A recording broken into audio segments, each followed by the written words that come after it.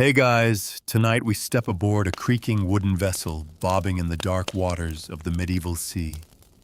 The air is thick with salt sweat and the stench of half-rotten meat.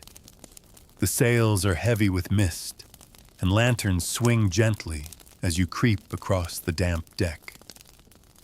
You feel a dull ache in your stomach. You haven't eaten a real meal in days. And now a shadowy figure shouts across the bow, "It's time to prepare for a raid." If you're hoping for parrots' rum and treasure maps, you're in for a shock. Real medieval pirates were desperate, brutal, and constantly on the edge of death. You probably won't survive this night, but don't worry, you won't be alone. So before you get comfortable, take a moment to like the video and subscribe, but only if you genuinely enjoy what I do here. And let me know where you're watching from and what time it is. I always love hearing that. Now, dim the lights, maybe turn on a fan for that soft background hum, and let's ease into tonight's journey together. The sea rocks you with an eerie rhythm. You clutch the rough hemp rail as the moonlight glitters on the waves. You're a new recruit aboard the Sea Wraith, a pirate cog notorious for raiding merchant ships between the Hanseatic ports and the English coast. Your captain, Old Earhart, claims to have served under Roger de Fleur, though no one knows if he's lying or just mad. You haven't been paid in weeks, but gold's not the reason you're here. You're running from the gallows, a bounty, or maybe just a bad marriage. Either way, this rotting deck is your home now. Your ship is small, cramped, and overrun with rats. There's no privacy. You sleep shoulder to shoulder on damp straw stuffed into the lower deck, where the air tastes like mold. When the weather turns, the leaks spring loose and you wake drenched and shivering, the sea sloshing against your boots. Meals are worse. If you're lucky, it's salted cod, mostly bones, more salt than fish. If you're not, it's hardtack with weevils crawling out before you take a bite. Sometimes you don't even pick them out. They're just more protein. And then there's the grog. It's not rum, comes later.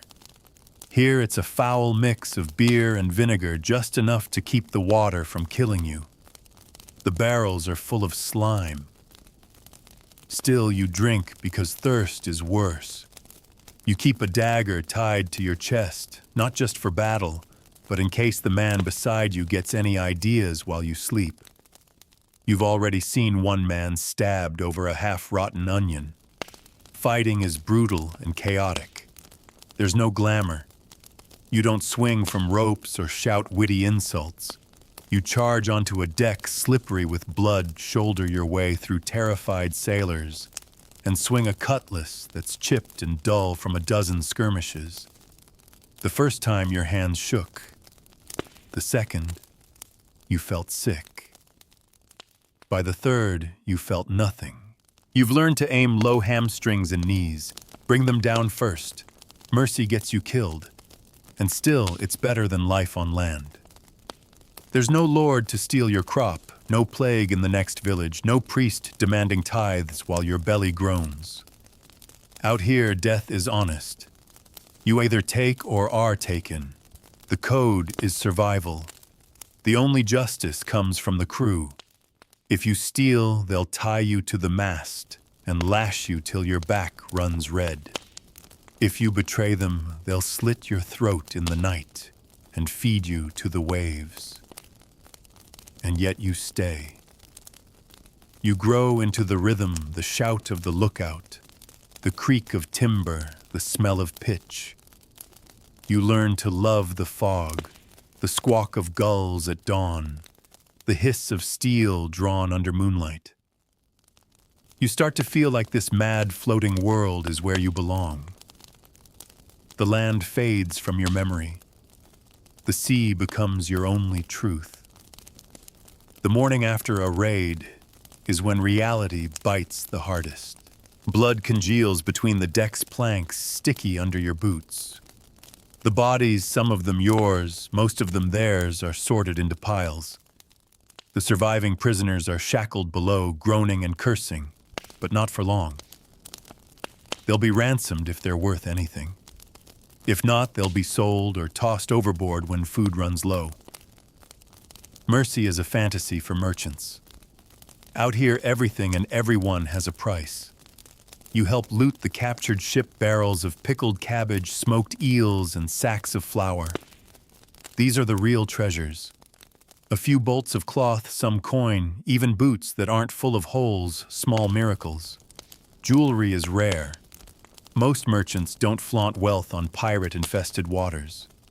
What you do find, you divide according to the ship's articles, the code that governs the crew.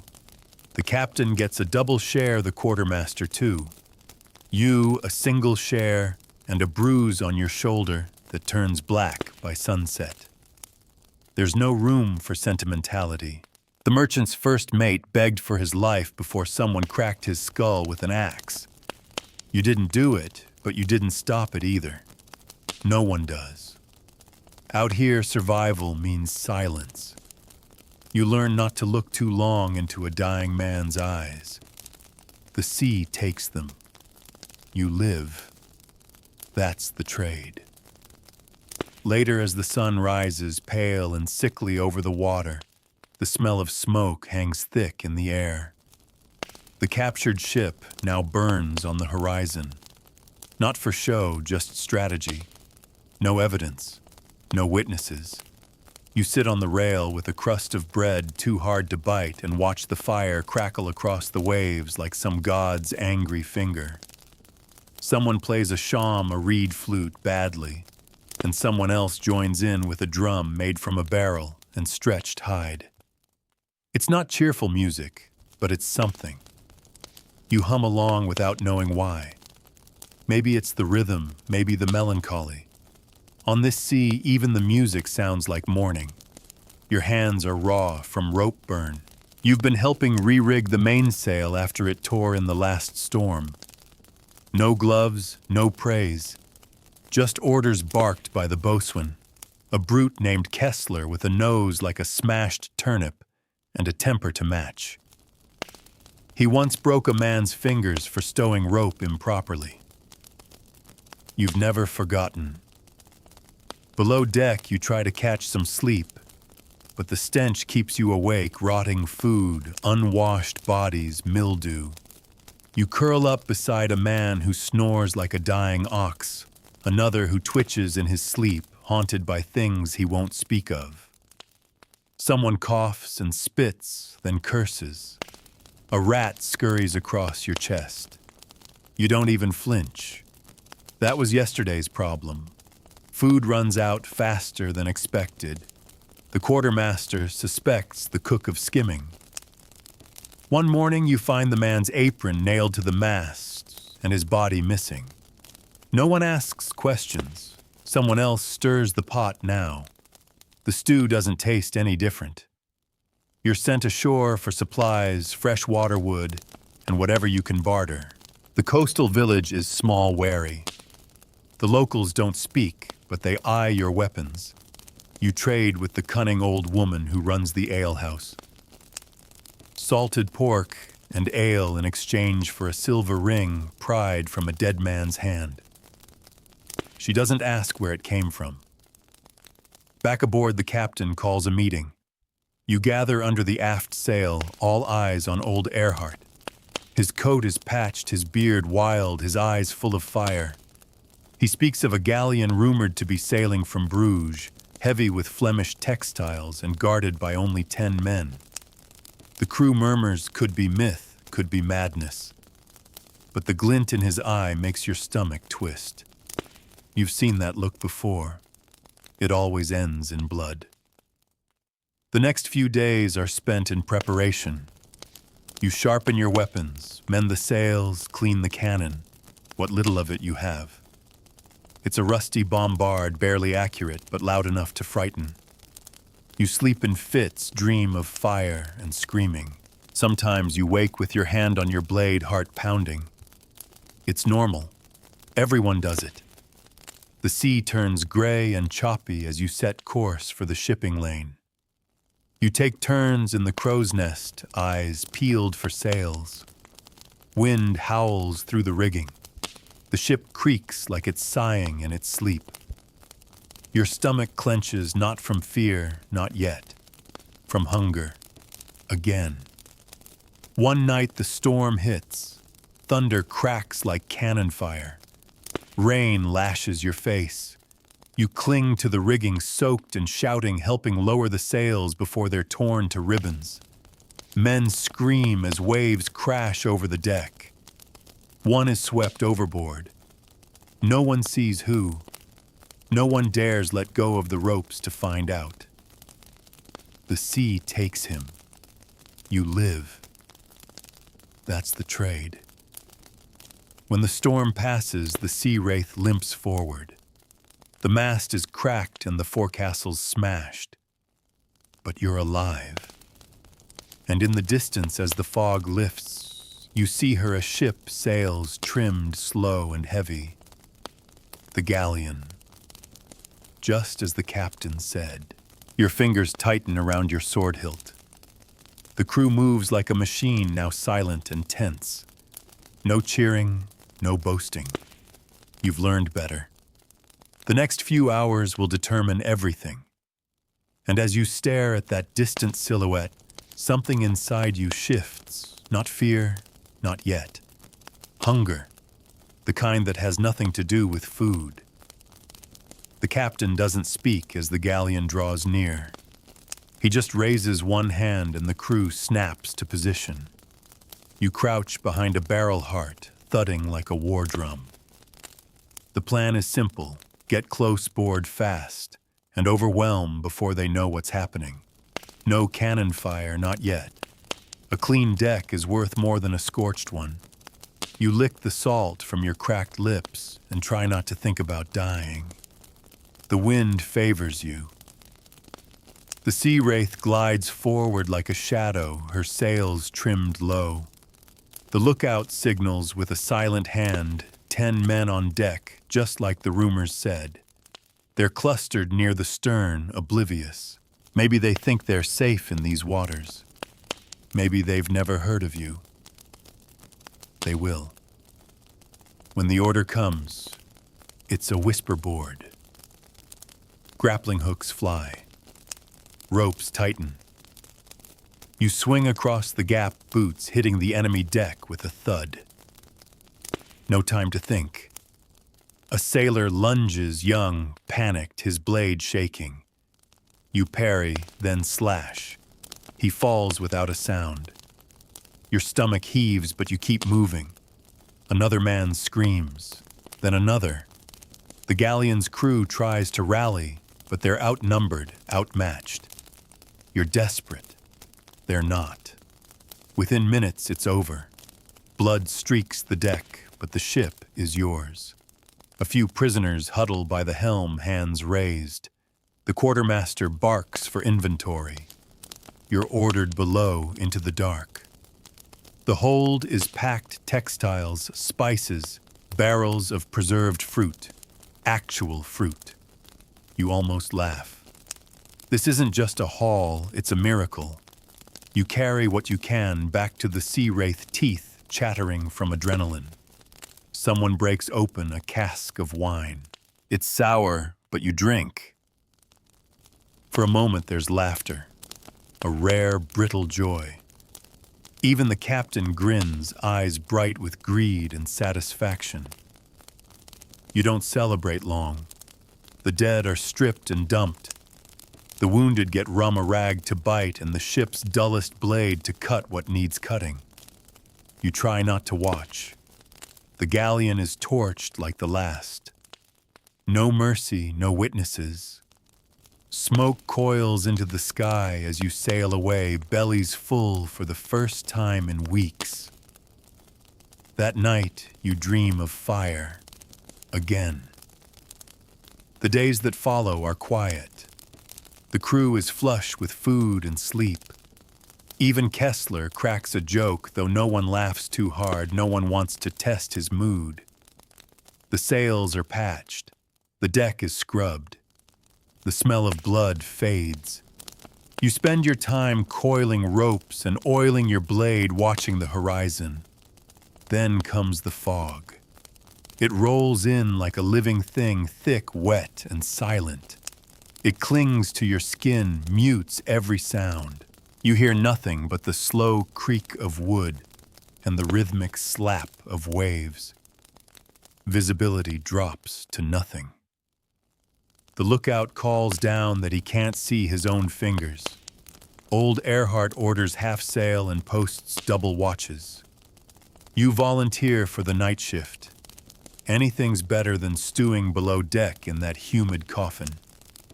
You pace the rail eyes, straining into the mist. Every sound sets your teeth on edge, a gull's cry, a splash, the groan of wood. Then faintly you hear it oars. You freeze.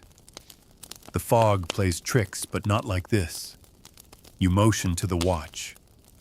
He listens, hears it too. You run to the captain's cabin. He's already at the door, sword in hand. Battle stations, he growls. Now. Out of the mist they appear longboats, low and fast. Pirates. But not your kind. These are Baltic raiders, war-trained and ruthless. No code, no quarter. They don't board to rob. They board to kill. Arrows whistle past your ear as the first boat rams the hull. You draw your cutlass and brace for the climb.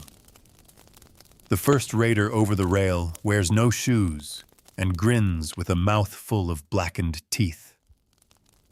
You don't give him the chance to speak. Steel meets flesh. Screams erupt across the deck. This isn't like the galleon. These men are fighters. They move fast, coordinated. You're knocked back, your cheek split open. You bite down on pain block, another swing, and thrust hard. The man drops. Another takes his place. You fall into a rhythm, duck strike, step back. The crew fights like cornered wolves. You hear Kessler roar. Someone falls screaming from the rigging. You smell smoke, someone set the galley alight. The world narrows to steel, blood, and flame. Then as quickly as they came, the raiders retreat. 3 boats gone. One set aflame by your own torch and kicked into the sea. They vanish into the fog like ghosts, leaving wreckage and moaning behind. You sit hard on the deck, lungs burning. The dead are many. So are the wounded, but you're alive. Barely. By morning the fog lifts. The sun rises on a deck soaked in blood and rain. The sea is quiet.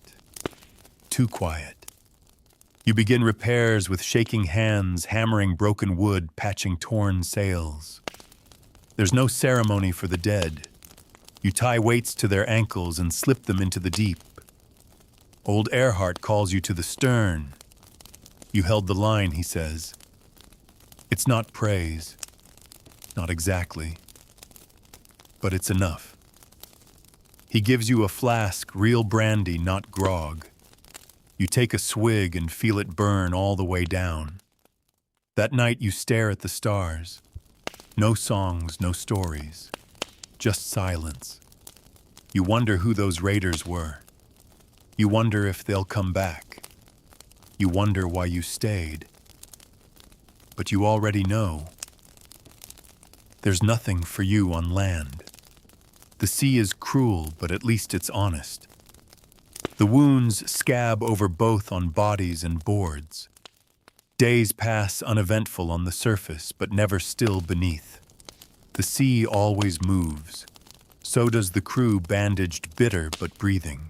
You work with your left arm stiff from a deep cut along the bicep. It still seeps sometimes, but you wrap it tight and keep going. You don't ask for help. No one does. The quartermaster counts the dead 8 gone, including a boy barely 16 who used to hum while he cleaned the cannon. No one knows his real name.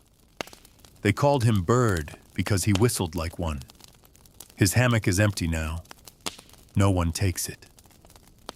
Superstition runs deeper than blood on this ship. Old Earhart gives no speech, no solemn nods, no moments of silence. Just an order to scrape off the dried blood and get back to work. The sails need mending. The rudder groans with every turn. You start to realize something: this ship survives not because it's strong, but because it refuses to sink.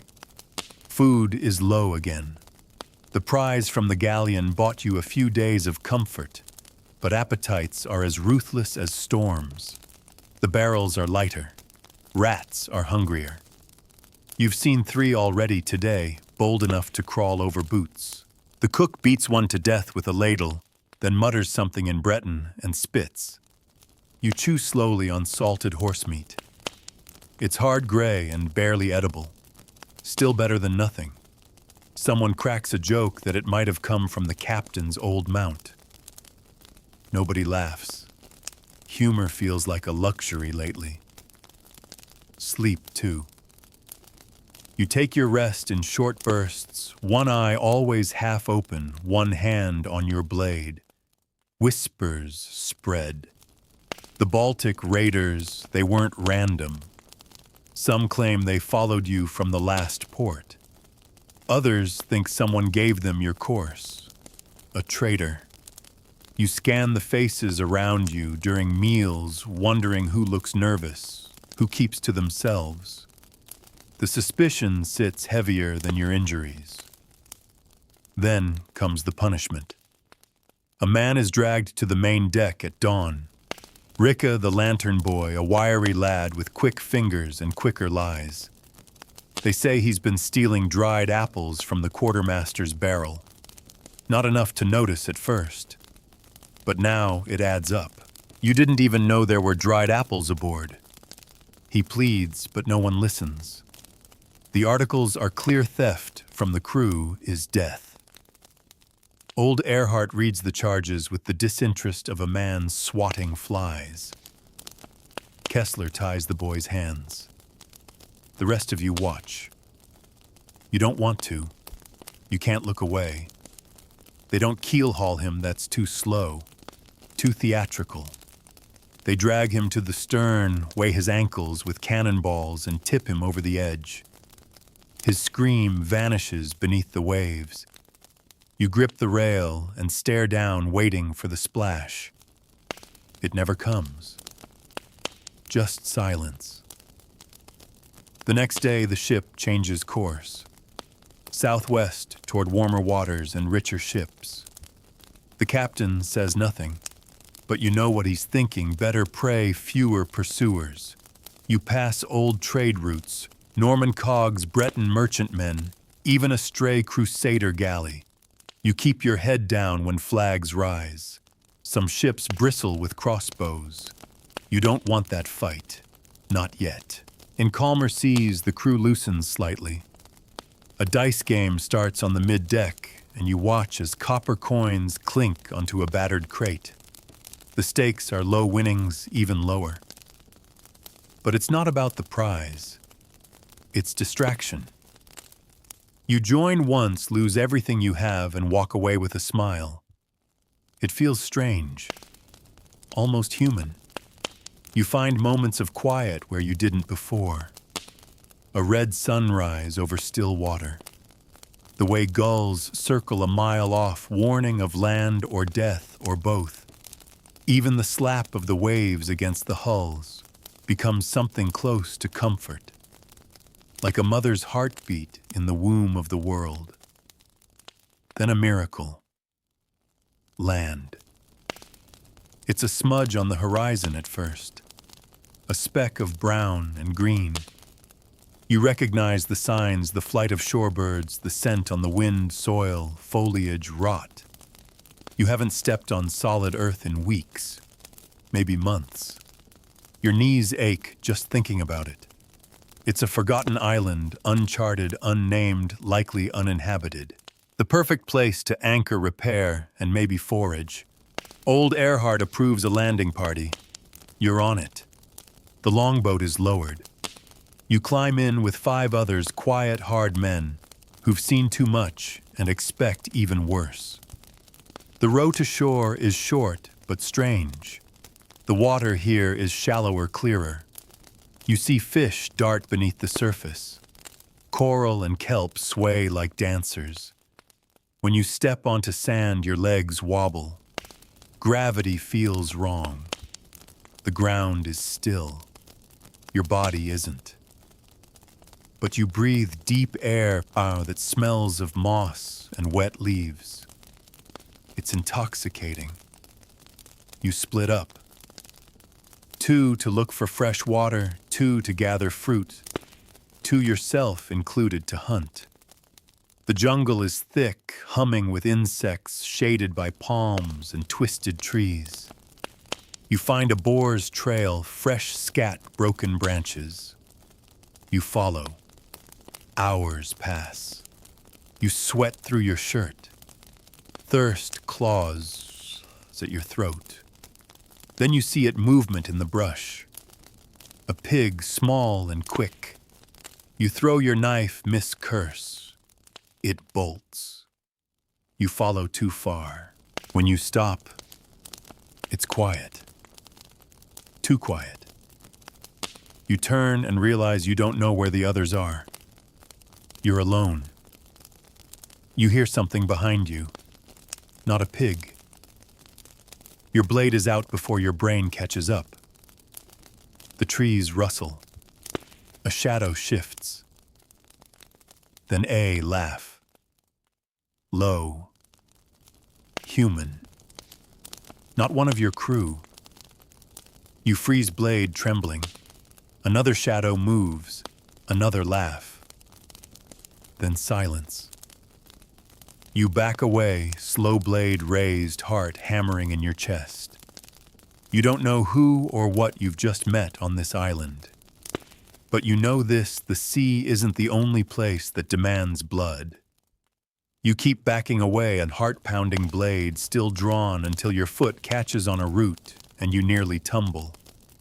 A branch snaps behind you fast, sharp, like a footfall, and instinct drives you forward. You run, not like a soldier, like prey. Leaves whip your arms, thorns rake your legs. You don't look back. You don't dare. Eventually the brush opens. You break into a clearing panting, and there, thank the gods, is Brannock, one of your crew. He's kneeling over a pile of mossy rocks, inspecting mushrooms. You stumble toward him, words tumbling out. He looks up, frowns, stands, listens. When you mention the laugh, his face hardens. "We're not alone," he says. Then he points uphill. "I saw smoke." You follow him back to the beach without speaking. The others are already there, baskets of fruit in hand, skins full of water. Kessler is crouched near the fire pit, sharpening a spear. When you tell the captain what you saw, he just mutters, "Figures." Then he orders a watch on shore and aboard. Whatever's out here, it knows you're here too. The next morning, the decisions made leave at dusk. The island's too quiet, too strange. No one found a hut, a trail, or a voice. Just that laugh. And the smoke now vanished. The crew doesn't like ghosts or stories that sound like them. Still, you eat well that day. Roasted boar mangoes, breadfruit boiled with salt. Someone even finds wild honey. It tastes like sunshine. You almost forget your fear. Almost. At dusk, the longboat's loaded. As you row away, the trees seem to shift. You glance back. Just jungle, just leaves. But something watches. You feel it. You're relieved when the sea wraith pulls anchor and turns north. The wind returns. So does the mist. The island disappears behind you like a dream you'd rather forget. Back at sea, the rhythm takes hold again. Watch, eat, sleep, work, fight boredom. You patch your tunic with thread scavenged from the quartermaster's kit. You carve notches into your belt for every week survived. You've lost count of days. Time means little out here. Only wind direction and belly grumbles seem to matter. And then comes the storm. Not just rain and waves, this one is wrath. Thunder like siege engines. Lightning cracks the sky in spider webs of fire. Waves tower like castle walls. The sea wraith groans and heaves her timbers screaming. Sails snap like bones. Men scream, vanish. One is struck by lightning just gone. Nothing left but a burn mark and smoke. You cling to the rigging teeth clenched, soaked to the marrow. Your blade is strapped tight against your chest. It's useless now, but you can't lose it. Around you, chaos. Barrels, loose ropes whipping. You pray, though you don't know to who. Your gods haven't answered in years. Then silence. The storm passes as swiftly as it came. The sea goes still, eerily so. The sky, purple and bruised, glows with a sickly light. You look around. Half the sails are gone. The main mast splintered. Kessler's arm is broken. One of the younger lads, Miro, is missing. Just his boots remain. You work for hours, bailing water, securing what's left. No one speaks. You tie your hand to the rail while you sleep, just in case the next wave decides to claim you. Morning comes. You're still alive. You always are. Repairs take days. The captain is silent more than usual. His maps are waterlogged, the ink running like veins. You're off course now, deep into unfamiliar waters. Food stores dwindling. Spirits, too. Then a miracle, another ship. A cog smaller than yours, but intact. Flying no colors. Suspicious, but possibly rich. Earhart weighs the odds. Decides to take it. You approach at dusk under the guise of fishermen. Your sails are patched. Your weapons hidden. You wave friendly-like. The ship returns nothing. Just silence.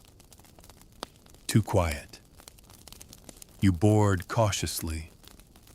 No resistance. No crew. No bodies either. The deck is clean. Too clean. Barrels are full.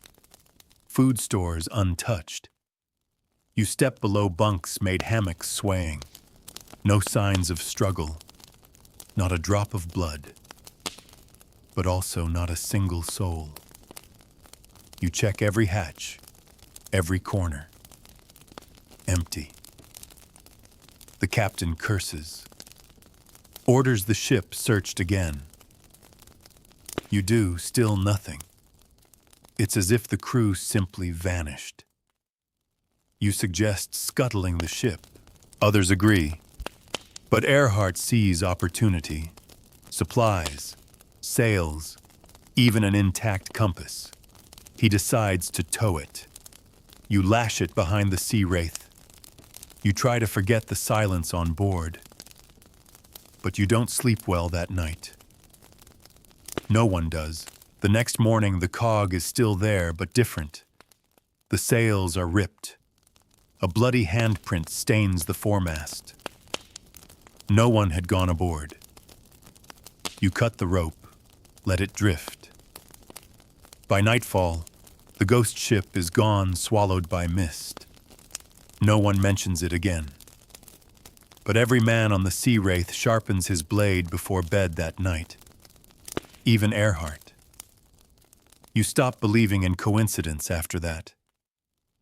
Ghost ships, disembodied laughter in jungle thickets, vanishing crew, none of it feels like superstition anymore. It's just the sea baring its teeth a little wider. You learn to accept it the way you accept rot in your rations or salt rashes under your arms. It's just part of the job now.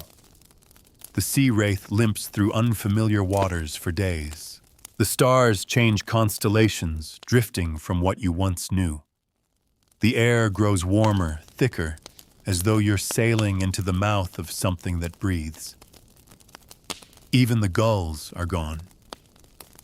In their place, frigate birds, long black-winged shadows that watch but never cry.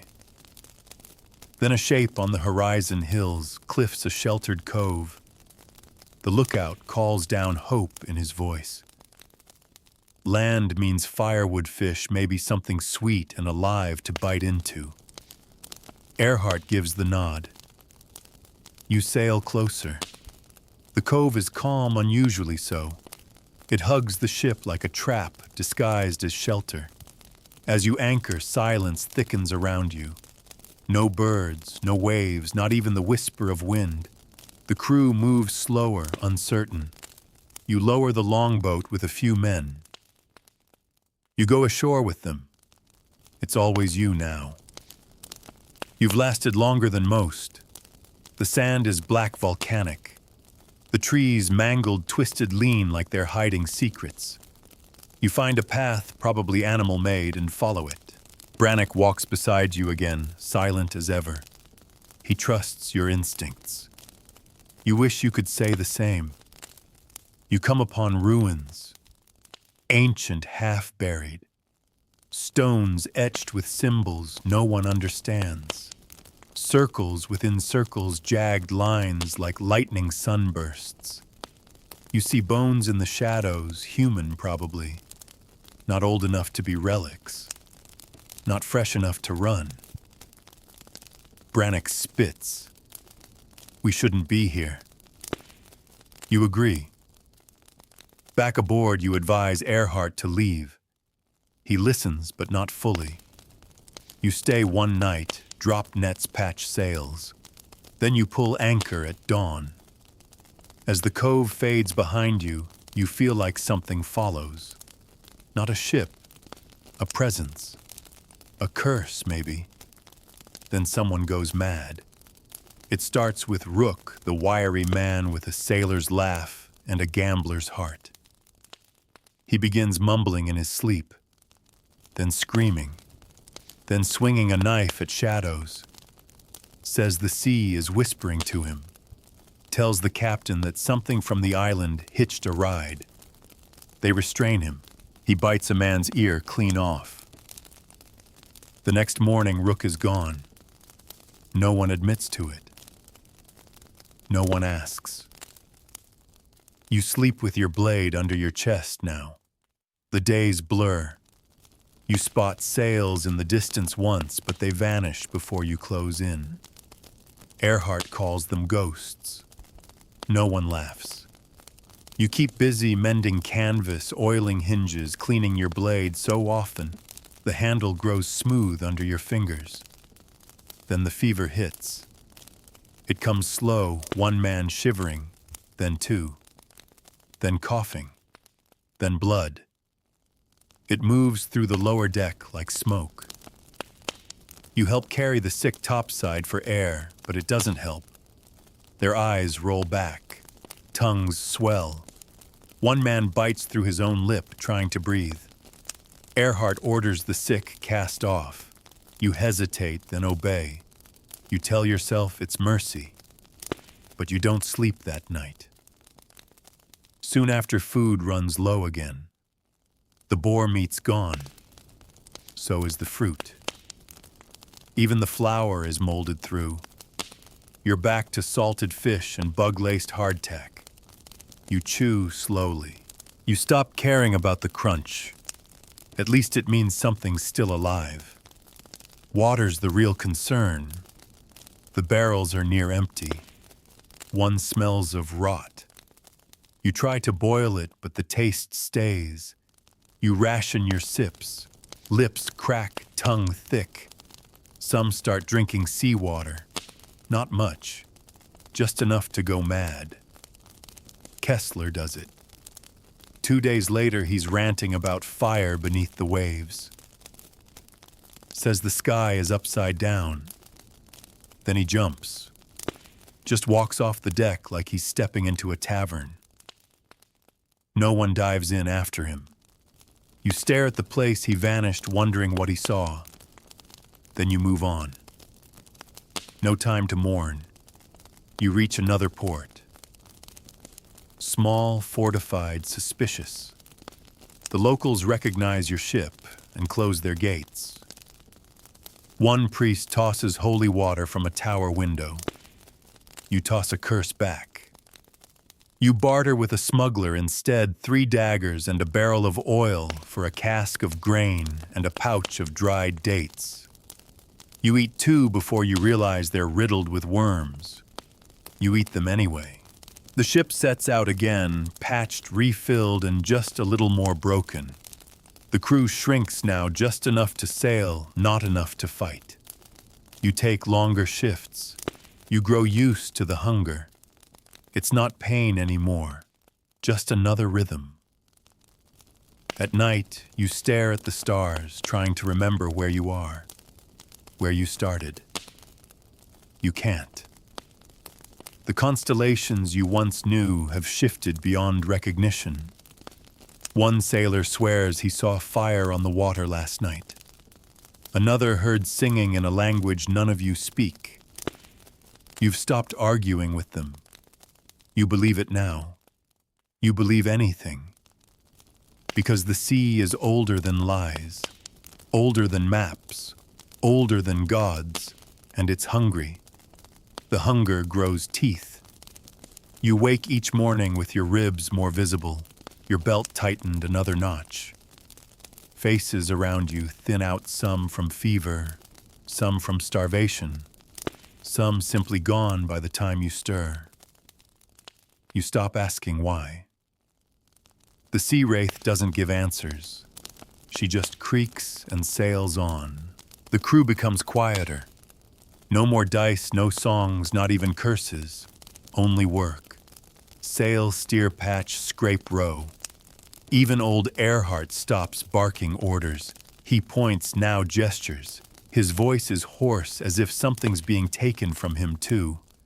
Brannock tries to fish. He rigs a line with a hook made from a snapped spoon, baits it with dried meat. Hours pass. Nothing. Just drifting seaweed and silence. You sit beside him saying nothing, hoping together. That kind of hope is dangerous. It means you still believe in something. When the line finally tugs, your heart leaps. Brannock reels it in, slow, steady. And when the silver glimmer breaks the surface, you both stare. It's not a fish, it's a hand, bloated, fingernails peeling, still clutching a scrap of rope. You cut the line. No one fishes after that. Then another sail. This time it's real broad, red-striped, flying the colors of a merchant guild. The ship is fat with cargo, its decks swaying under weight. You smell spice on the wind. You lick your lips and feel them crack. Earhart raises the alarm. You gather your blade, your courage, and what remains of your strength. You're too slow. The merchant ship sees you first. It turns hard and fast. She's faster, sleeker. She outruns you with ease.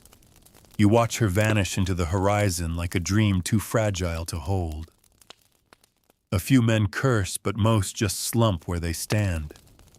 Hope is a heavier loss than hunger. Afterward, Earhart locks himself in his cabin for 2 days. No orders, no sound. When he emerges, his coat is gone, replaced by a monk's robe he must have stolen years ago. He mutters about atonement. The crew stares at him like he's already dead. You start to see strange things on the water.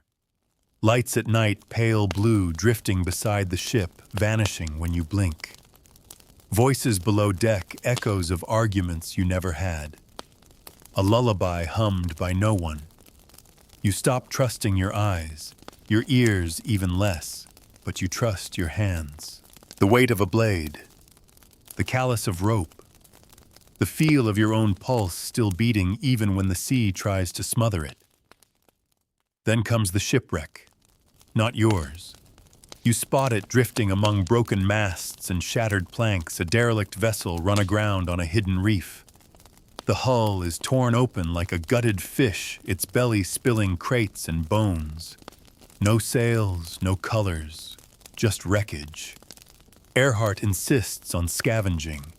Desperation makes men bold. You lower a boat, row hard. The tide is against you like the sea itself wants you to turn back. But you land boards creaking underfoot. You search the carcass of the wreck, finding boots, torn journals, shattered lanterns. No names, just ghosts. In the captain's quarters, you find a map, hand-drawn, marked with symbols matching the ruins you saw on that black sand island. Brannock finds something else, a necklace carved from bone hung around a skeletal neck. The skull still has hair. The eyes are missing sockets packed with salt. You leave it there.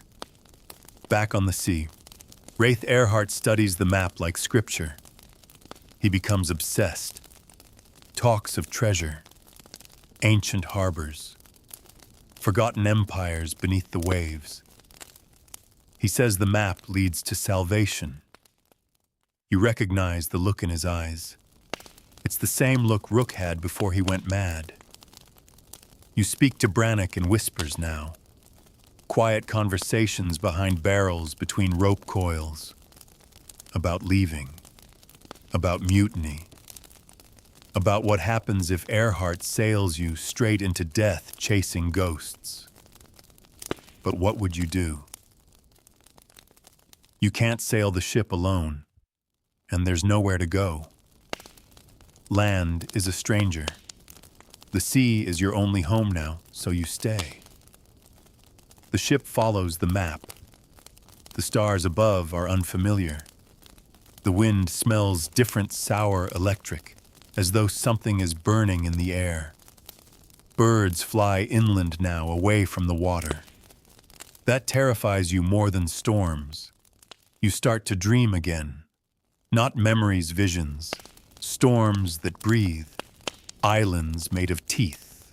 A girl with silver eyes who stares into you without blinking. You wake each time with your hands clenched, nails biting into your palms. Once you wake standing on the deck, barefoot, holding your knife. You don't remember getting up. You see the same look on other faces. You're all dreaming the same dream. And Earhart. He hasn't slept in days. His eyes are glass. His words slur. He orders full sail even as the sky darkens and the wind groans. You want to say something, but you don't. Because deep down, a part of you wants to see what's at the end of this map, even if it kills you, especially if it kills you. You sail into a sky the color of bruises. Clouds loom overhead like hanging fists, thick and slow. The air is heavy metallic, your tongue tastes iron. Lightning pulses on the horizon, but there's no thunder, no rain, just heat and silence. The sails droop heavy with moisture, and the sea itself seems to slow, as if holding its breath. Earhart clutches the map like a talisman. He traces the ink again and again, even though the page is warped from salt and sweat. He swears you're close. He talks of a harbor where the sea boils, guarded by statues with empty eyes.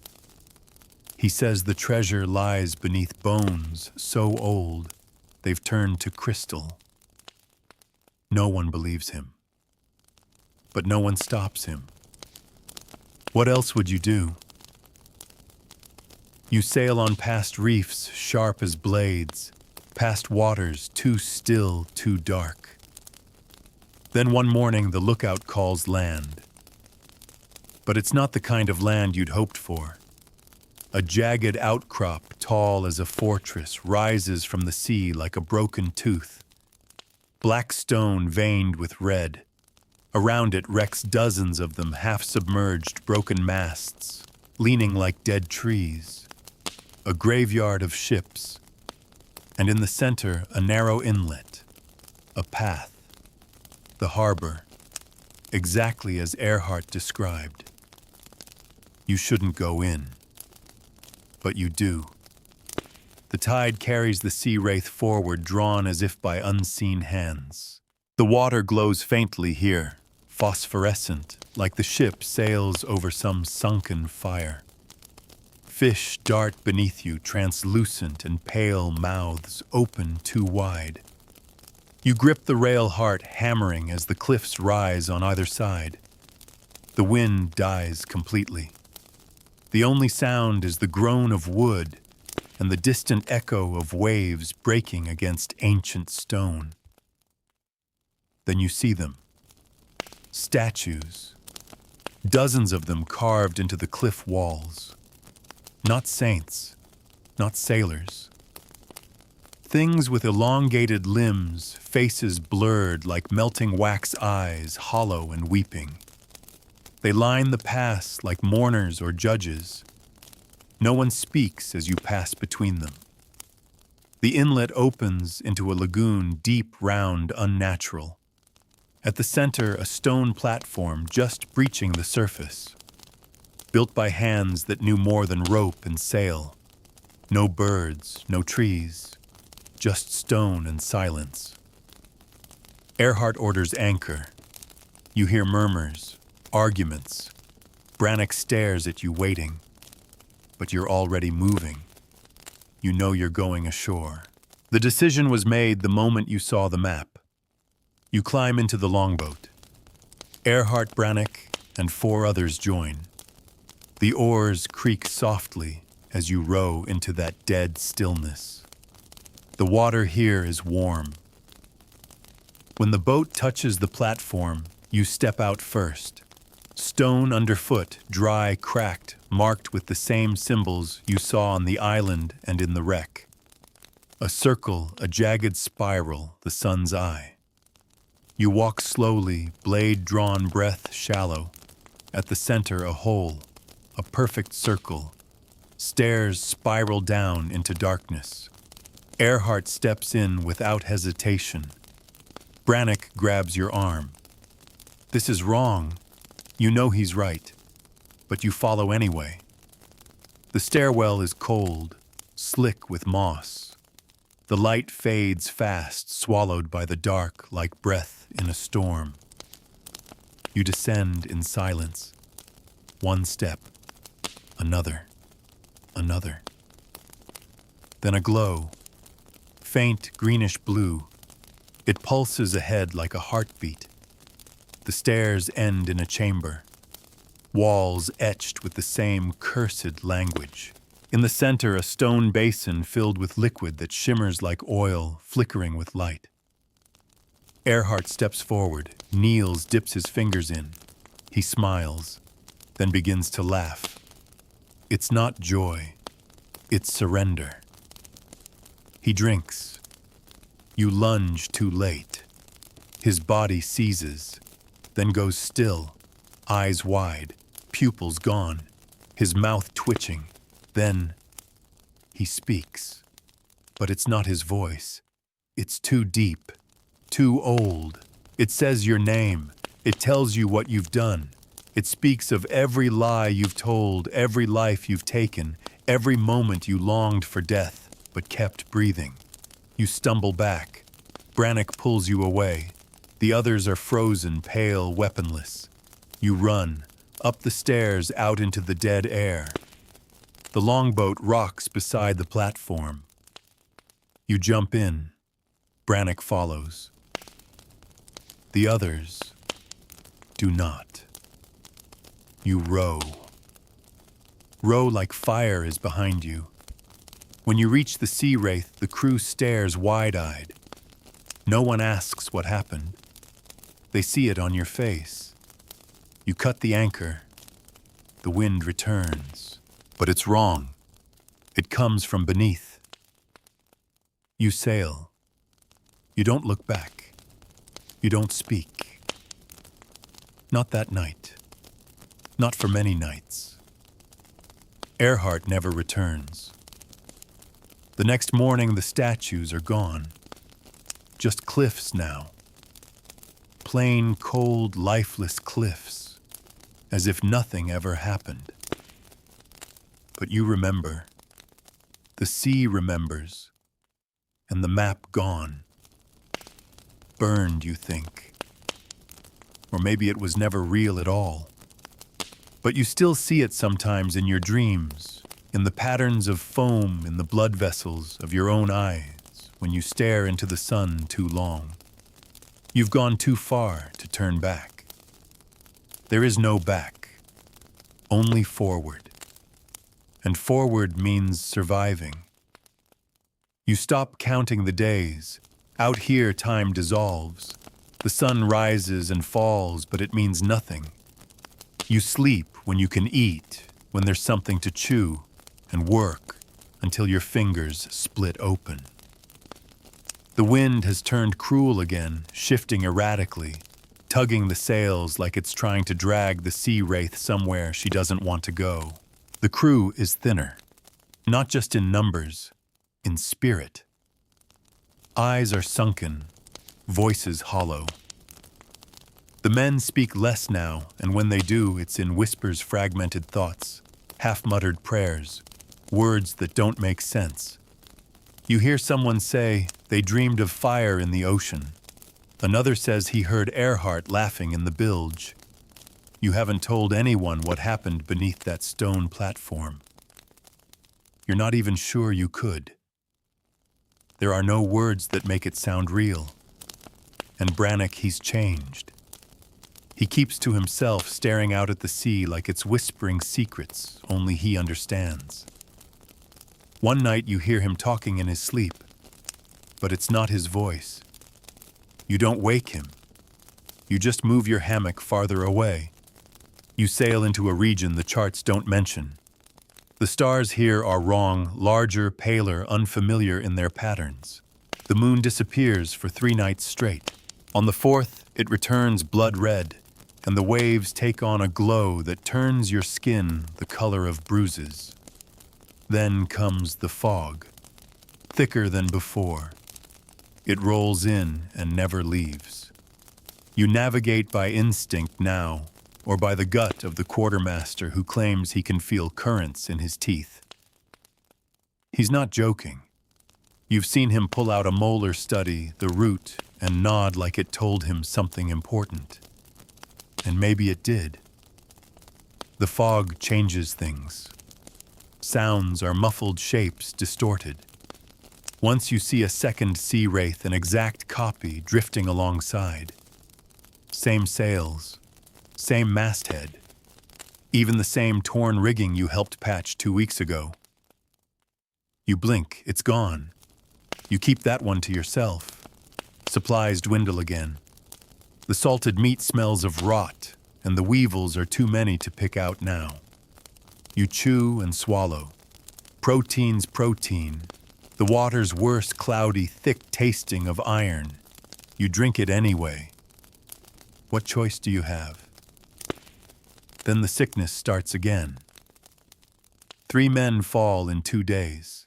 Not with fever this time, but with silence. They stop speaking, stop responding. Eyes wide, jaws slack, hands trembling. As if something inside them has frozen solid. They die on the 3rd day. You bury them at sea. But the weight feels heavier now, like the sea doesn't want them back. The crew begins to talk about mutiny. Not openly, just looks exchanged during watch nods over stale bread. The quartermaster's grip on order is slipping. You hear someone suggest turning back even though there's no back anymore. And you don't know where you'd steer if you could. One morning the bell rings. Land. Real land.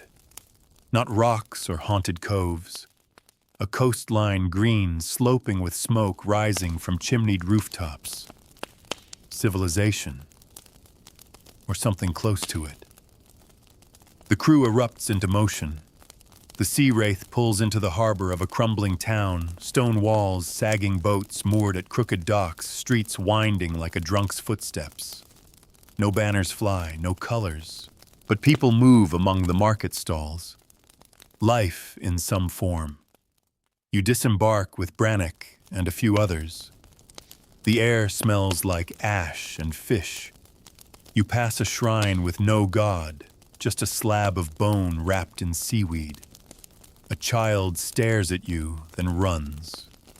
You trade what little you have left, hooks, nails, bits of silk for dried beans, millet, and a cask of bitter ale. No one haggles. The townsfolk look at you like they know where you've been, like they know something followed you back. At the tavern, you try to drink. The ale is thick sour. Still, it burns, and for a moment you feel almost human. Brannock sits beside you, quiet. His hands tremble when he lifts the cup. "Let's stay here," he says. You want to agree, but you don't. Because the sea won't let you. It never does. When you return to the ship, you find one of the crew hanging from the rigging. No note. No reason. Just a body swaying in the salt breeze. No one speaks. You set sail the next day. The town fades behind you, its shadows stretching long across the water, and the sky grows dark again.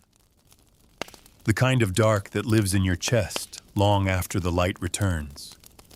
The horizon disappears. Not behind fog this time, but behind a wall of black clouds that rise like mountains. You sail toward it without protest. No one suggests turning back. What's behind you is no better than what lies ahead. Maybe worse. At least the storm will be honest. The wind howls before the rain starts. It screams through the rigging, tears loose cloth, rattles the bones of the sea wraith. The deck tilts at impossible angles. Barrels roll, men slide. You tie yourself to the mast and pray again, this time without words. Words feel small now. The sky cracks open. Lightning tears across the heavens like angry gods drawing blades. Thunder doesn't rumble, it explodes. Deafening. You see one of the crew, Jarek, lifted into the air by a gust and flung into the sea. Gone. Just like that. Another man loses a hand to a snapped rope. He doesn't scream, just cradles the stump like a child and sinks to the deck wide-eyed. Water pours down the hatch. You bail by hand, cup, bucket helmet, whatever you can. The bilge is flooding. The hull groans.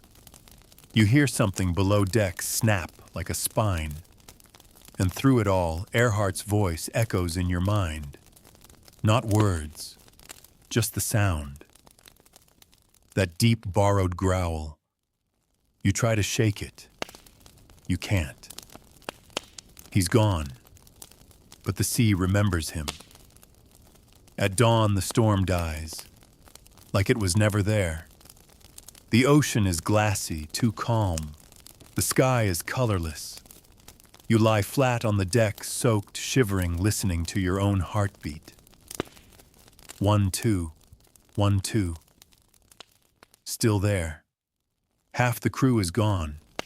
The sails hang limp. The mast is cracked. The tillers splintered. The cook has a broken leg. The quartermaster's eyes don't focus anymore. He just mutters to himself and stares at his hands, turning them over like they've betrayed him. Brannock helps you patch the worst of the damage. You work in silence. Words feel unnecessary. The ship is bleeding. So are you. You don't talk about survival anymore. You just do what you can. Then you do it again. A few days later, maybe it's hard to tell anymore, you see something on the water. Not a ship, an object, floating. You fish it out with a pole, a chest, small, iron-bound, sealed with a rusted clasp. You hesitate before opening it. The crew gathers, watching. Inside books, old, wrapped in oilskin, still dry. You pull one free. It's bound in something too smooth to be leather. No title, no markings. You open it. The pages are filled with diagrams, maps, circles, runes, limbs, a language you can't read. Sketches of creatures with too many mouths. Eyes where they shouldn't be. Brannick slams it shut. We throw it back, he says. You agree. But the crew doesn't. They want answers, meaning, salvation, so you keep it. You bury it beneath the floorboards. That night, the dreams return. But they aren't dreams anymore. You wake with salt in your mouth, brine on your skin. You were never in your hammock. You were kneeling on the deck, facing the sea. Mouth open, praying. You don't remember the words, but your throat hurts from saying them. Brannick finds you like that. He doesn't speak, just unties the rope around your wrists and walks away. You hadn't noticed the knots. You find carvings on the rail, circles again, like the ones from the book. You don't remember carving them, but your knife is still in your belt. You stop sleeping. You volunteer for extra watch. You scrub the deck for hours just to hear the sound, just to feel something real. Then a bird, small, gray, perched on the crow's nest. No one has seen a bird in weeks. You stare at it like a vision. It flies off.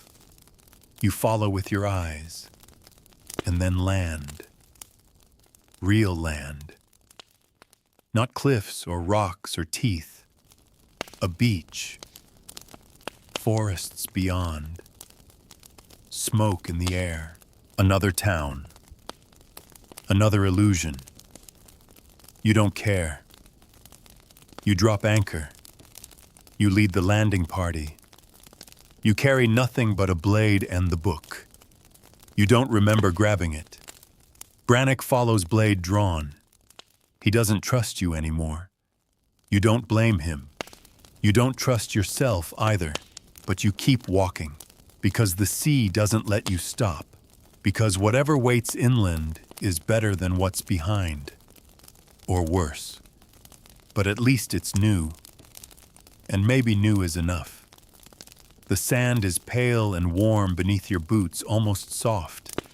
It sticks to your legs, clings to the cloth of your torn trousers, works its way into every seam. After so long at sea, walking on something that doesn't sway feels unnatural. Your knees lock, your spine stiffens. Brannick walks a few paces behind you. You can feel his stare heavier than your pack, sharper than his blade. The trees at the edge of the shore are tall and close together, thick with vines and broad leaves that shimmer with dew. The forest doesn't welcome you. It waits. The others, just three, now fan out, weapons drawn. No one speaks. The only sound is the wind brushing against leaves and the occasional chirp of an unfamiliar bird warbling high and broken, like a song out of tune. You walk in silence for what feels like hours, following a path that may not be a path at all. Just a stretch of trodden ground where grass doesn't grow. Then suddenly, a clearing. At its center, a hut. No, not quite a hut. A shrine, maybe, built from stone blocks and driftwood crusted in salt veined with moss. Symbols are carved deep into every surface. familiar ones. You run your fingers across the spirals and circles, feeling them vibrate faintly under your touch. One of the others, Tomas, spits to the side and mutters more cursed ruins. But no one laughs. Inside the structure, the air is cool and still. You find bones carefully arranged in rings, not scattered. Skulls set in alcoves like sentries. In the center, a stone table. Upon it sits a bowl of black sand and a blade. Not rusted, not worn, clean, as if recently placed. Brannock steps beside you. "We shouldn't touch it," he says. "But you already have." The blade feels light in your hand, impossibly so. The metal is dark, etched with the same markings as the book. The grip is wrapped in something that doesn't feel like leather. It pulses. Just once. Like a heartbeat. You drop it. It lands soundlessly. Brannock pulls you back. Tomas and the others already have weapons raised. They heard something. You did too faint beneath the rustle of the trees. A voice. Childlike. Humming. You leave the shrine. No one speaks on the walk back. You reach the shore by nightfall, relieved to see the sea wraith still anchored in the bay, her shadow long across the water. But when you board, something's wrong. The crew is missing. Not dead, not fled, gone. Their hammocks are still swaying, bowls still full, a knife still stuck in a half-peeled potato. But not a single soul remains. You call out. Nothing answers. Brannock searches the lower deck. You check the rigging, the crow's nest, the bilge, all empty. Then you notice it. Carvings, fresh ones, all over the walls. Circles, spirals, suns with weeping faces, and handprints, hundreds of them, pressed in soot and salt, some small child-sized, others not. You gather the remaining supplies, unsure what else to do. You anchor offshore for the night, though no one sleeps. The sea is still, too still. At dawn, the fog returns. It clings to the deck, low and thick. Your breath feels heavy in your chest. The ship creaks with every heartbeat. And beneath that sound, you hear whispering. You try to trace the voices. They shift, slip between shadows, always just out of reach. Then footsteps. You and Brannock whirl, blades raised. But it's Tomas. He looks strange, eyes distant, smile wide. Found something, he says. He holds out the book. You didn't give it to him. You didn't even take it ashore. It was hidden. Beneath rope, beneath sail. You snatch it from him, heart racing. The pages are different now. The diagrams have changed. They move when you look away. One shows a ship sailing into a giant mouth. Another shows a man flayed, then stitched back together wrong. You close it. Too late. Tomas begins laughing, and then he jumps overboard. No scream, no splash, just gone. You rush to the rail. Nothing, just fog. You stare until your eyes sting. Brannock grabs your shoulder. "Burn it," he says. You hesitate. But you do. You light a lantern, douse the book in oil, set the flame. It doesn't burn. The fire dances across the pages, then dies. The book remains, heavier now, as if watching. You lock it away. At dusk, you set sail. No destination, no map, just wind and instinct. Brannock takes the helm. You sit on the deck, listening to the creak of wood, the hush of waves, and the whispers. Always the whispers. They never left. Maybe they never will. The sails groan as they catch a sluggish breeze. You drift west, or what feels like west. Compass needles spin now, jerking and twitching as if afraid to settle. You steer by sun and star, but even those seem to shift their positions unfamiliar, as if the sky itself is being redrawn. The crew, what remains of it, is silent. Brannock barely speaks, his hands always on the wheel, his eyes red-rimmed but unblinking. You try to rest, but don't dare close your eyes. When you do, the dreams come. The same ones, always the same. Dark water bubbling up through wood, a whisper in a voice you once knew but can't name. The feeling of something pressed against your chest, heavy and wet, whispering secrets in a language you almost understand. You wake, sweating, gasping, blade already in hand. Every time. The ship feels different. Not just broken or haunted aware. Like it listens. Like it waits. You avoid the lower deck now. It smells of damp stone and salt rot. The shadows linger too long. The hammocks creak even when no one's in them. One evening you find footprints on the deck, bare, small, moving in circles. No one saw anything. No one admits to it. Later you catch sight of someone near the stern, tall, cloaked, unmoving. You rush over, nothing. Just a coil of rope. You tell yourself it's fatigue, hunger. But the lies you feed yourself no longer go down smooth. Then one night the wind dies completely. The sails hang limp. The water turns to glass. A mirror. You look down and see not your face, but dozens.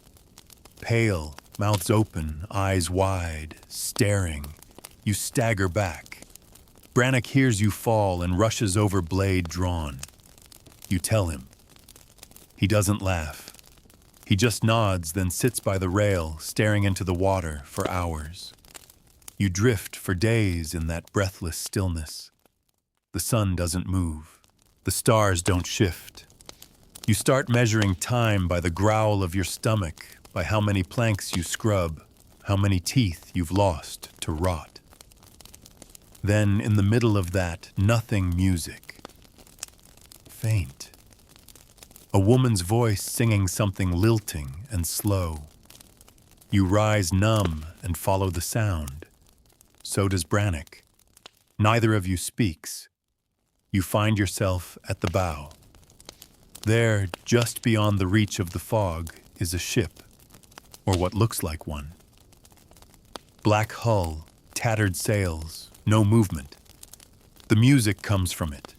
Earhart's voice, clear as storm glass, rises with the melody.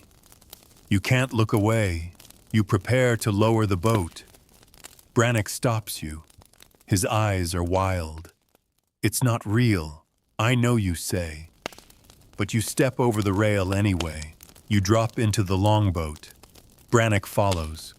You row in silence, the fog parting for the music. The black ship draws closer. Its timbers are etched with symbols you've seen before on the book on the shrine in your dreams. You tie off and climb aboard. The deck is dry. Not just dry, dusty. No moisture, no salt, no rot. It smells like an attic long abandoned. You move slowly, blade drawn. The music stops. Silence again. Then footsteps. You freeze. A figure emerges from the captain's quarters. It's you. Not exactly. Taller, paler. Your face stretched thin eyes too large, mouth smiling too wide. It says nothing, just watches. Then turns and walks below deck. You follow. You don't want to, but you do. Brannock calls your name once, then curses. You step below. The air is thick, wet. The light dims. The other you walks into the dark. You follow. The stairs spiral, too long, longer than they should. When you reach the bottom, there is no deck, just water, black. Still. In the center, the book, floating, open.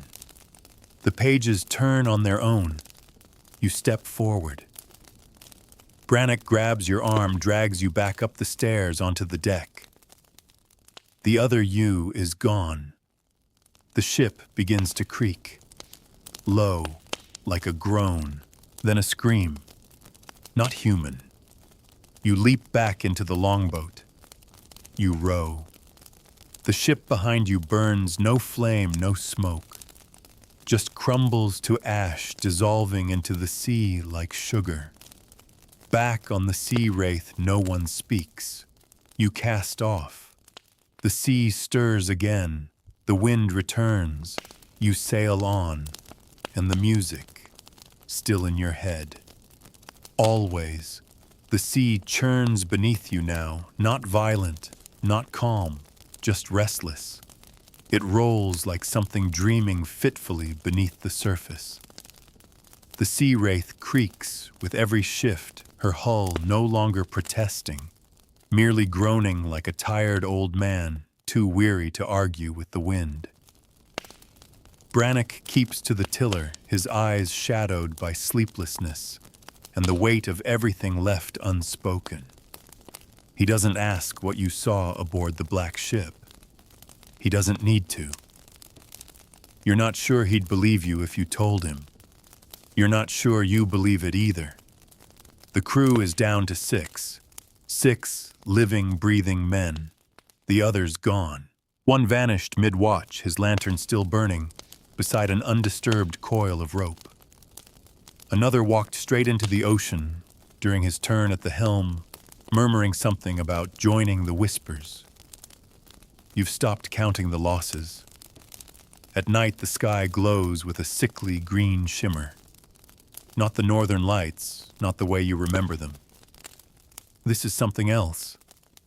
An aurora that pulses in rhythm with the tide, the stars bending slightly when it pulses like bowing to something unseen.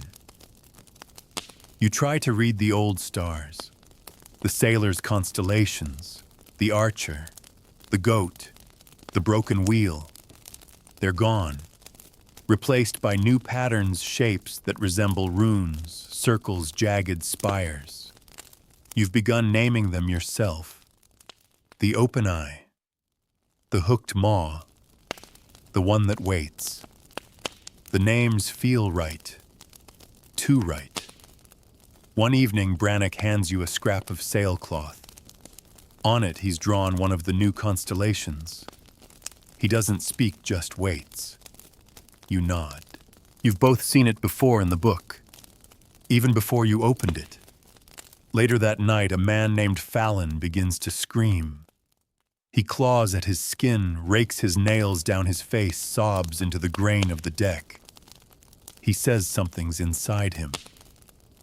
Crawling, feeding. You try to restrain him. He bites Brannock's hand. You knock him out with the butt of your blade. He doesn't wake again. You wrap his body in a sail weighted with rusted tools and give him to the sea. It doesn't accept him. The body floats. For days. It follows the ship, never drifting far. Just there. Watching. You throw spears at it. It dodges. Eventually it vanishes beneath the surface on its own. No splash. Just gone. That night, the ship moans louder than usual. The mast groans as if twisting in agony. The wood beneath your feet feels warmer, as if flushed with fever. You hear footsteps above your hammock, but when you climb topside, no one's there. Only the horizon rolling endless. Then comes the fog. Not the kind you've seen before. Not white or gray. This fog is red rust-colored, thick as blood, warm as breath. You sail into it blindly. The wheel groans. The compass spins again. Brannock ties it down out of spite. For 2 days, maybe more, you sail through this crimson veil. You see shapes in it, towers, faces, creatures too large to name. At one point, the fog parts briefly, and you see an island made of bones. Not coral, bones. A mountain of skulls and rib cages lapped by black waves. It vanishes before Brannock sees it. But you know he believes you. He started seeing things too.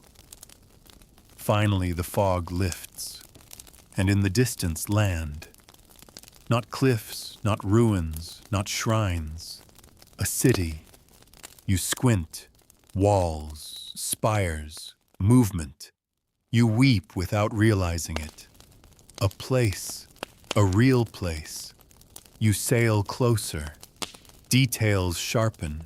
Buildings made of ivory-colored stone. Tiled rooftops. Bridges connecting towers. But no people, no sound, no birds. You drop anchor and row ashore. You walk cobbled streets where moss climbs every wall and vines strangle every doorway. The city is silent, but not dead. The lanterns burn, fountains still pour. But there are no footprints, no voices. You step into a marketplace, stalls filled with dried fish, woven baskets, spools of silk, all untouched. As if the city had life until a moment ago, and then left. Brannock kneels beside a shrine, the same symbols, the same circles. You turn a corner and stop. Before you a statue of you, carved in stone, lifelike, eyes too large, mouth too wide, one hand raised in warning or welcome. You step back. Brannock doesn't say a word. He just stares. And behind you faintly, the music returns. You spin around, heart-pounding ears, straining against the silence. The music flutters through the empty streets like a breeze, soft, melodic, distant. A woman's voice humming the same tune you heard on the black ship. It winds between the alleys, brushing the edges of your mind, awakening something just beneath your skin. You feel it in your bones before you hear it in your ears. Brannock tenses beside you. His blade is already drawn knuckles white. You exchange no words. You both know what comes next. You follow. The song leads you through courtyards, swallowed by vines, past fountains filled with unmoving water, beneath arched gates, carved with spirals and mouths and twisted suns. The statues watch you every few paces. There's another. Not just of you now, of Brannock, of the crew, of faces long gone, mouths agape, fingers outstretched in frozen terror or reverence. The further you walk, the older the city feels, the stones darker, the carvings deeper, the air cooler. Time folds in on itself. You pass a window and glimpse your reflection, and it doesn't blink when you do. Then you reach it. The temple. Not grand, not tall, but wide, circular. No doors. Just an opening of yawning black, framed by the largest spiral you've seen, yet carved with the same precision as a wound. The music is loudest here. You step inside. The world narrows. The ceiling vanishes into shadow. The floor is smooth and wet, like standing on polished bone. Candles float unanchored, their flames still. In the center, a pool, a mirror. You approach. And there your face, but not your face, and its eyes glow faintly. Its mouth smiles, then opens and begins to speak. You hear no words, but they fill you nonetheless. Images flood your mind.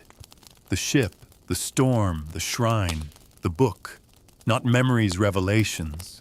You see the sea wraith being built not in any shipyard, but in a pit, by pale figures with stitched mouths. You see Earhart's eyes long before they turned hollow.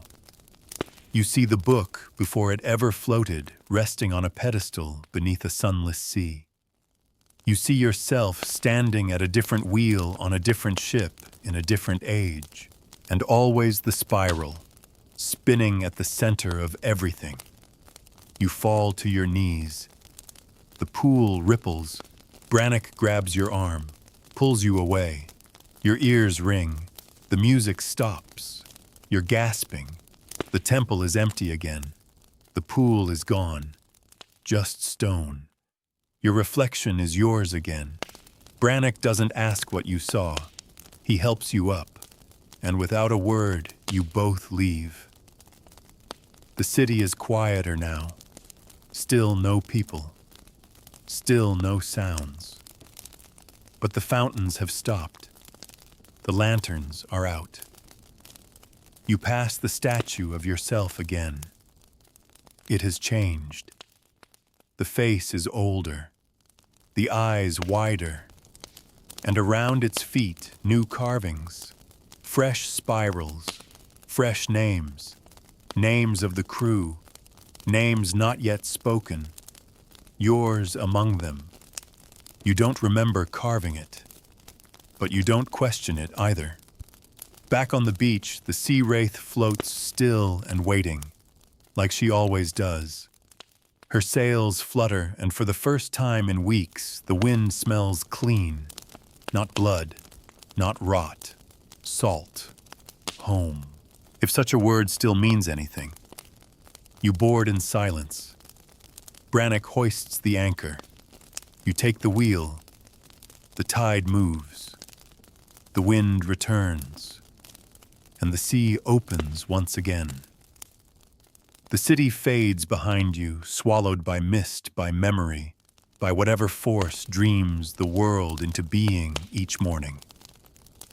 You sail on. You never ask where you're going, because now you know.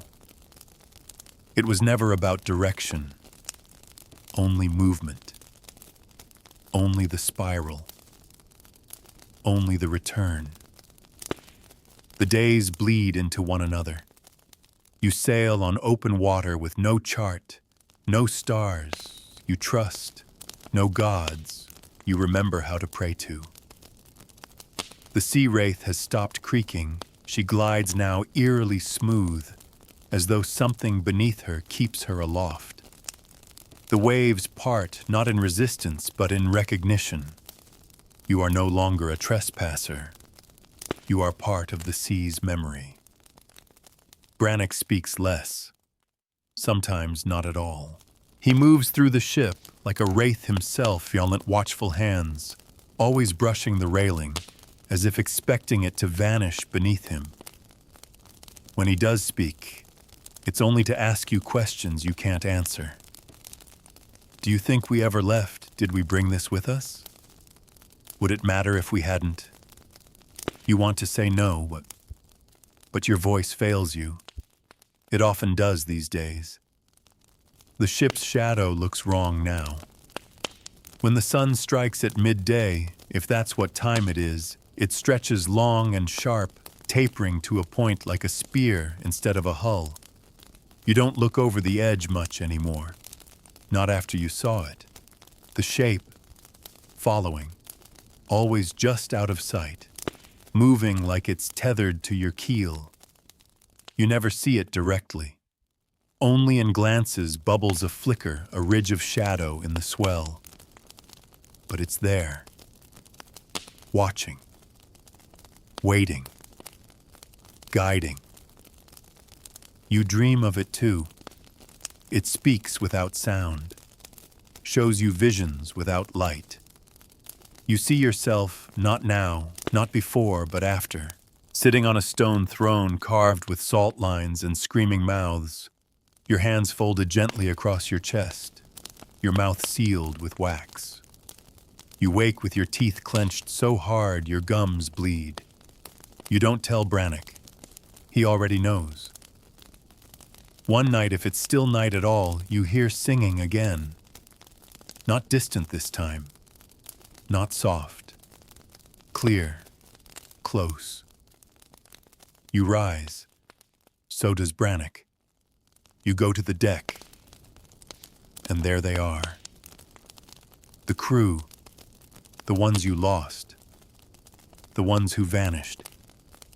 Standing on the sea. Not floating. Standing. Their clothes hang dry. Their skin pale. Their mouths open. The music comes from nowhere, yet it hums in your ribs, moves in your lungs like breath. They don't beckon. They don't threaten. They just wait. One by one, they raise their hands, point behind you. You turn. The wheel is gone.